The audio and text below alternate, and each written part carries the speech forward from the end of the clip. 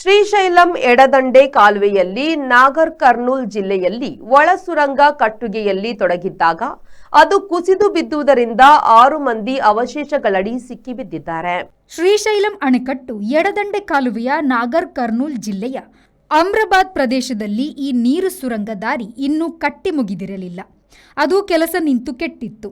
ಅದನ್ನು ರಿಪೇರಿ ಮಾಡಿ ಸುರಂಗ ಕಟ್ಟುಗೆ ಕೆಲಸ ಮುಂದುವರಿಯುವಾಗ ಅದು ಕುಸಿದು ಬಿದ್ದಿದೆ. ಸುರಂಗದೊಳಗೆ 6 ಮಂದಿ ಕಾರ್ಮಿಕರು ಸಿಕ್ಕಿಬಿದ್ದಿದ್ದಾರೆ. 3 ಮಾತ್ರ ಸುರಂಗ ಬಿದ್ದು ಮುಚ್ಚಿಕೊಳ್ಳುವುದಕ್ಕೆ ಮೊದಲು ಪಾರಾಗಿದ್ದರು. ಎಡದಂಡೆ ನಾಲೆಯ 14ನೇ ಕಿಲೋಮೀಟರ್ನಲ್ಲಿ ಈ ದುರಂತ ನಡೆದಿದೆ.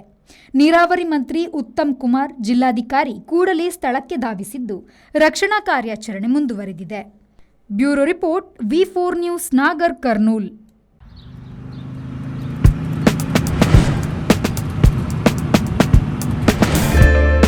Park with ease at Ajanta Business Center with security access and convenience at your fingertips.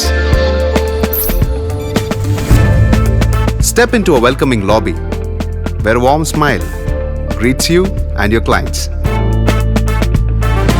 With top-tier amenities, Ajanta set the stage for our success, leading us to Ashoka Business Center as a next upgrade. Invest in workspaces managed by Vertex. Invest smart. Invest in Mangaluru.